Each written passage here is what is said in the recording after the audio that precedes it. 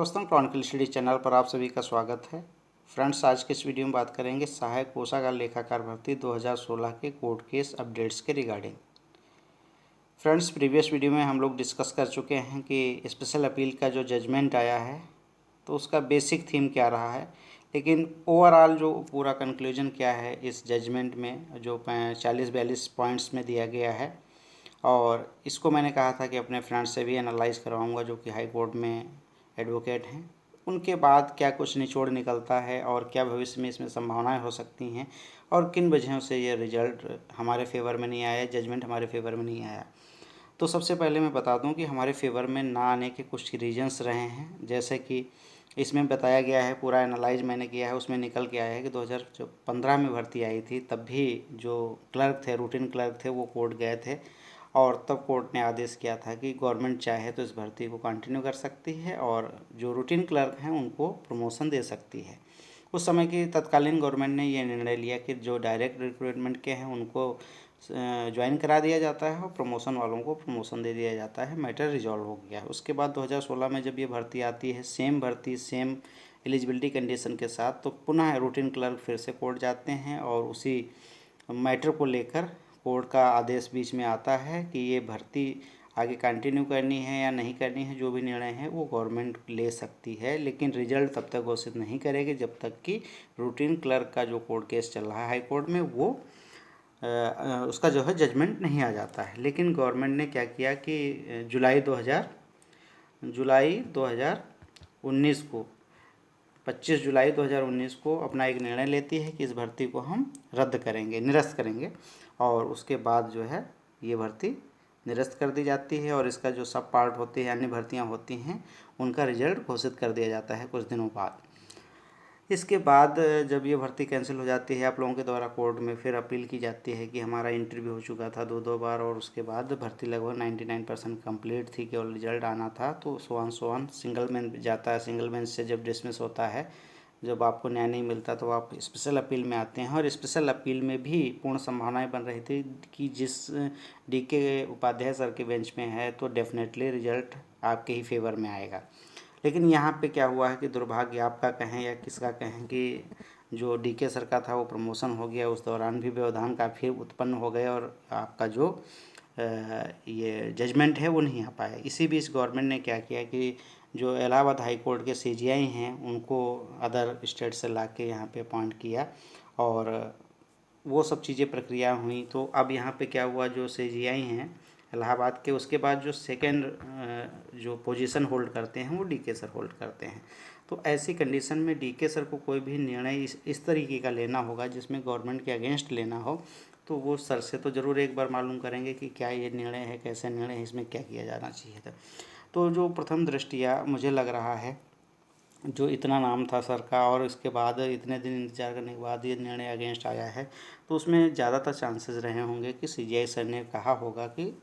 इस तरीके के निर्णय में से जो सुप्रीम कोर्ट की रूलिंग है उनका यूज करके और इसको केस को डिसमिस करो, क्योंकि गवर्नमेंट के अगेंस्ट कोई भी निर्णय लेने से पहले हर आदमी चाहे जिस पोस्ट पे हो सोचता है कि गवर्नमेंट की छवि को धक्का लगेगा। और एक बार इसको जो है गवर्नमेंट ने भर्ती को निरस्त भी किया है। ये अपने हमारे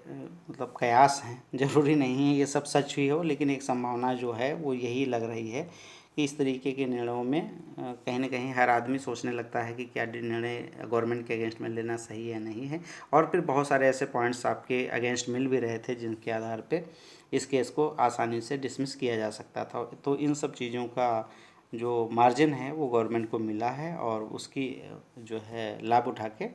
इस केस को डिसमिस करने का काम किया गया है। क्योंकि इसके बाद जो CGI बनेंगे वो DK सर ही बनेंगे, तो डेफिनेटली उन्होंने भी अपने करियर और अपनी चीज़ों को लेकर काफ़ी ज़्यादा जो सिंसियरिटी है वो भी दिखाई होगी। आप लोगों का भी फेवर देखा होगा, फेवर तो काफ़ी दिन देखा ही गया है, अदरवाइज इतने दिन जो निर्णय था वो पहले भी दिया जा सकता था, इतना इंतज़ार किया गया होगा, डिस्कशन किया गया होगा, उसके बाद ही कोई निर्णय पे आप पहुँचे होंगे। तो ये एक जो एंगल हो सकता है कि गवर्नमेंट के अगेंस्ट का निर्णय था, इसलिए काफ़ी सोच समझ के और विचार विमर्श के बाद दिया गया होगा। और चूँकि हाई कोर्ट का निर्णय है और उसमें सुप्रीम कोर्ट की रूलिंग का यूज किया गया है, तो अब इसमें आगे भविष्य की संभावनाएं भी यही बन रही हैं कि जब हाई कोर्ट का डिसमिस इस केस को हाई कोर्ट ने डिसमिस कर दिया है, तो अब आगे की संभावना सीधे और सीधे सुप्रीम कोर्ट की है। तो यदि कोई सुप्रीम कोर्ट जाएगा तो सुप्रीम कोर्ट की यदि सिंगल बेंच का कोई रूलिंग इसमें यूज हुआ है, जो 3 रूलिंग यूज हुई हैं आई थिंक सिंगल बेंच की ही होंगी, यदि तीनों सिंगल बेंच की हैं तो सुप्रीम कोर्ट के पास पावर है कि वो सेम बेंच में भेजे केस को या इससे पर बेंच में भेजे, और वहाँ से स्टूडेंट्स का यदि वो चाहेगी तो हित हो सकता है, ऐसा नहीं है नहीं हो सकता है। तो मुझे जो प्राप्त जानकारी है उसमें 50 से 70% संभावनाएं ऐसी हैं जो ये पक्ष में निर्णय हाई कोर्ट के द्वारा दिया जा सकता है स्टूडेंट्स के फेवर में। और इसके अलावा और क्या हो सकता है इसमें, और दूसरा विकल्प अब यहाँ उच्च न्यायालय से इसलिए नहीं हो सकता था क्योंकि इसमें जो गाइडलाइंस यूज की गई हैं, रूलिंग यूज की गई हैं सुप्रीम कोर्ट की हैं, और सुप्रीम कोर्ट को ओवरसीट करने की पावर जो है हाई कोर्ट को नहीं होती है। तो इसलिए अब यहाँ किसी भी लेवल पे इस पर कुछ नहीं किया जा सकता, सुप्रीम कोर्ट ही जाना होगा। यदि आप लोग इच्छुक हैं तभी जाइएगा, जिनके पास अन्य विकल्प हैं वो ट्राई कर सकते हैं, क्योंकि इसका जो मैंने ओवरऑल खर्चा पता किया है तो ये मिनिमम अमाउंट हमको बताया गया है कि 20 लाख 20 लाख रुपए की एक न्यूनतम राशि बताई गई है कि वहाँ जाने पे इतना खर्चा हो सकता है। आप लोग हालांकि पता कर लीजिएगा कि हो सकता है कि ये एक अनुमान है, कम में भी हो जाए। जैसे बहुत सारे लोग भूषण सर का नाम ले रहे हैं, कपिल सर, सिब्बल सर का नाम ले रहे हैं कि इन लोगों की हेल्प ली जाए, ये हमारा केस लड़ सकते हैं। तो इस तरीके की टैक्टिक्स भी अपना सकते हो। कोई इस तरीके की हेल्प यदि कहीं पे मिल जाए तो लेने में कोई बुराई नहीं, वो फिर चाहे जिस तरीके के भी उसमें रहे हों, कहीं ना कहीं आपकी हेल्प ही हो जाएगी इसमें। और जिन लोगों के पास ऑप्शन है नहीं जाना चाहते हैं तो वो लोग अपना एज लिमिट के अंदर यदि हैं तो बहुत सारी वैकेंसीज आ रही हैं, तो उनकी तरफ भी स्विच कर सकते हैं और भविष्य को एक नई दिशा दे सकते हैं। तो ये जो निर्णय है पूरी तरीके से आप पे निर्भर है। मैंने दोनों पक्षों को बताया है कि निर्णय नेगेटिव होने की जो संभावनाएं हैं उनमें से क्या क्या हो सकती। और दूसरी चीज़ है, अब कहीं हाई कोर्ट से कोई रिलीफ नहीं मिलने वाली है, क्योंकि इसमें सुप्रीम कोर्ट की रूलिंग का यूज किया गया है। रूलिंग एक एक नहीं 3 यूज की गई हैं। तो अब सुप्रीम कोर्ट की रूलिंग को ओवरसीड करने का केवल पावर सुप्रीम कोर्ट को है, और उसी में ही ये क्षमता है कि स्टूडेंट्स के भविष्य को ध्यान में रखते हुए इसको जो है वो सेम बेंच में या इससे एबव बेंच में भेज के और स्टूडेंट्स के फेवर में कोई निर्णय दे दे। तो जिन लोगों के पास ऑप्शन है, एज लिमिट है, वो अपना दूसरी तरफ भी स्विच कर सकते हैं, और जिन लोगों के पास एज लिमिट नहीं बची है और उनके पास ये अंतिम है, तो वो मेरा तो यही पूरा प्रयास है कि आप लोग अपनी जो जीवन की पूरी आपका कमाई थी वो आपने इसमें दे दी है, और बहुत सारा पैसा आपने खर्च कर दिया है। डेफिनेटली 2 बार हाई कोर्ट से केस हार जाना, उसके बाद